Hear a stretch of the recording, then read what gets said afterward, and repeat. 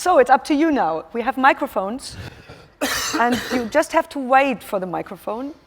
Hi. I'm a bit emotional, I have to say, but anyway. My question is, you said this is a record that is completely different from anything you've probably written in the way you approached it and the way you felt it, but if there has to be a record from your past, a solo record of yours, that you can compare the feelings to the feelings that from when you were recording that record, which record would it be? Probably Songs for Beginners. Okay, great. I thought about that one and I thought, are you listening to the advice that you gave yourself back then? Because you're... What was the question? Are you listening now to the advice that your 32 years old Graham Nash was given to you? Because yes, I am. You're being yourself and you're still wearing the... I don't know, are you wearing the code of questions or the answer hat? Very good question. My mother and my father always taught me a very important lesson, that I should follow my heart, that I know the difference between good and evil, and you have a choice. Which one are you going to choose? I always choose what makes me smile and feel good. All my life, I have followed my heart. That's all I can do. Yeah, you can do that. You're allowed to. So maybe there... Hi, Graham. I'm actually emotionally with all of you for over 40 years now. So I call you Graham because you're very close to mine. I hear you talking, you're not talking straight from the heart. You're talking about what I think, what I realize in life and everything. But I have only one question. How is Stephen doing? We heard some bad things about him, about his health and... When I was making This Path Tonight, Stephen was in the other studio completing the record he'd made with Kenny Wayne Shepherd called The Rides. And Stephen has a really fine song on that record called Virtual World, right? Which is basically about technology taking over from people. You know, Stephen says it, he says, you know, why is that lady there texting her friend who's sitting there? Why don't you go and talk to them instead of text? Hi, Graham. What a great honor. Thank you for coming here tonight. There's so much being written about you and you guys, and in your songs and in your memoirs. Tell us something, tell us a story that we haven't yet heard. That's a tricky one. Oh my God.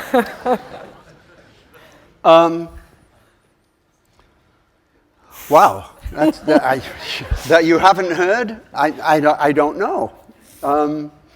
You know, being in front of Queen Elizabeth when she honored me with the OBE, and I'm looking at the Queen, and she said, "And how are the Hollies?" Did she really say that? Did she really? I was talking with the Queen of England and she's asking me how the Hollies are. I said, "Well, Your Majesty, I'm sure they're doing fine." I said, but I've been gone from England for 45 years and I didn't know anyone was watching. And she said to me, "And now you know." So you haven't heard that before. Thank you very much. You're welcome. So more questions. Yes, first of all, thank you for all the music. I'm a really big fan of yours, but obviously even before I was even born, you had been making music for decades. And I was wondering, when you write songs or even when you wrote your book, do you have a listener or a reader in mind? And is that person someone who's been following your music for, I don't know, 30, 40 years, or even people from my generation? Because I know you have a lot of fans around my age as well. When I looked at the very first manuscript of what I'd written, a big pile of individual papers, you turn them over, la la la. When I got to the end, I looked down at the page and said, "Oh my God, I wish I was him." Because my life looked insane. I don't look backwards often. I'm much more interested in what we're doing now and the song I'm writing while I'm talking to you and the show I'm going to do tomorrow in Italy. I like to look forward. there's not really a lot you can do about the past. Maybe apologize, but there's not much you can do about it. So I've always looked forward in my life. And I'm now 74 years old, and I seem to be on the right path. My heart is telling me that I'm doing the right thing. Because if my heart didn't tell me that, I wouldn't be doing it. But this whole record, all the songs started from love. From my love of my girlfriend Amy Grantham, who is actually the photographer that took all these images. It all comes from love. That almost sounds like an ending, but we still have questions. Hi, Graham. I wanted to ask you, when you write a song, you've written some new songs. First of all, are you more interested in the lyrics first, writing an idea, maybe a catchy phrase, or is it more like a riff or a sound that inspires the I've words? written songs any way that you could possibly think of. With this particular record, because emotionally I was full of words, I would type them into my computer, into my laptop, or into my, write in my journal and stuff. And then I would pass the lyrics to Shane Fontaine. And Shane Fontaine would come back the next day with a brand new song. So these lyrics are probably 95% of mine, and the music is 95% of Shane Fontaine. It's almost like I'm writing with myself, because he has a great understanding of what I learned in the Hollies, which was to be able to write a song and a melody that you can't forget if you've heard it twice. But the words weren't great. Riding along on a carrot. Yeah, good records. I'm not putting them down. But the lyrics, when I joined David and Stephen and Neil and Joni in Los Angeles, my writing changed because I learned to put interesting words to the melodies that I could write.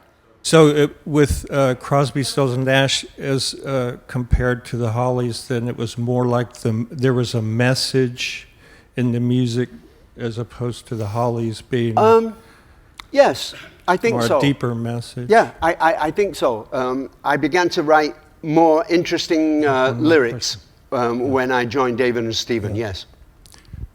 I have one more.